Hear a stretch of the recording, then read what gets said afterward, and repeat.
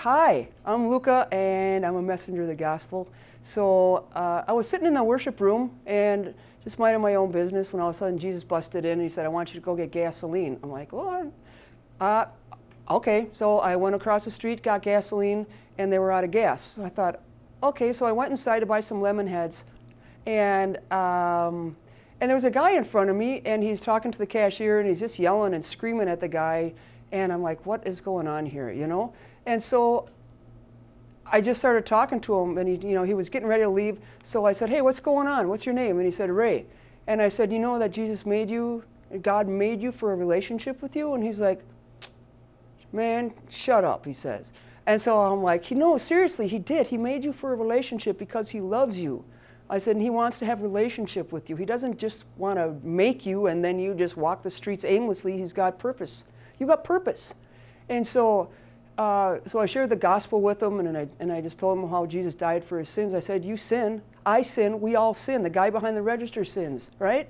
And he says, "Well, yeah." And I said, "Well, what are you going to do with that sin, you know?" He says, "Man, I don't know." He says, "But somebody just jacked me up," and he said, "I was just about to go kill him." He said, "I was going to kill then, and then I was going to go kill myself." And he's got, I mean, he's all beat up, not horribly, but he was all beat up. He's got big scars and bumps on his head and stuff. And I said, "Man, God's got purpose for you, dude." I said, "You can't go killing yourself." And I just spoke life into him, and I held him, and he just started crying. And I just held him and held him and held him, and he's just sobbing.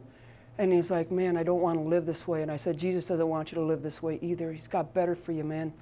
And I just started telling him about, come across the street to Shiloh Temple on Sundays, get connected with people. That's the thing. I said, but the big thing, for him, and he's going to be all right. I really feel like the Lord's going to get him people to get connected to and come out of this. But I think the big thing is there's such opportunity everywhere. You just drive through the north side, and there's opportunity everywhere to witness to people, to talk to people, to say, "Hey, man, what's going on?" It's not like you have to go out there and down a checklist and say, "Oh, I have to give them the gospel, I have to do this." No, just walk out your door and look and see. You can see everybody is hurting, especially in these communities where there's so much animosity right now with this Castillo verdict. People are hurting, and it's a great opportunity, and I think we got to get out. We just got to get out and start loving people and asking them what's going on. And this is going to start taking back the kingdom. This kingdom belongs to the Christians. It belongs to the Jews. It belongs to the body of Christ, right? And if we don't start taking back our territory that the enemy thinks he's stolen, what's going to go on? People, please, I'm begging you. I'm begging you, man. People are really hurting out here. They're lost.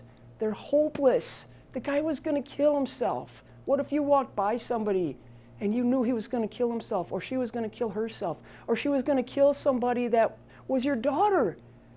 We can intercede. We have great opportunity to love on people.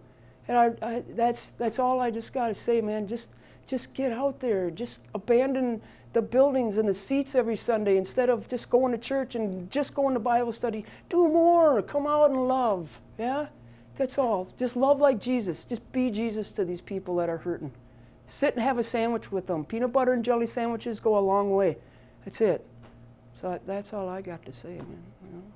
God bless you. I love you. Come on out. Love Twin Cities.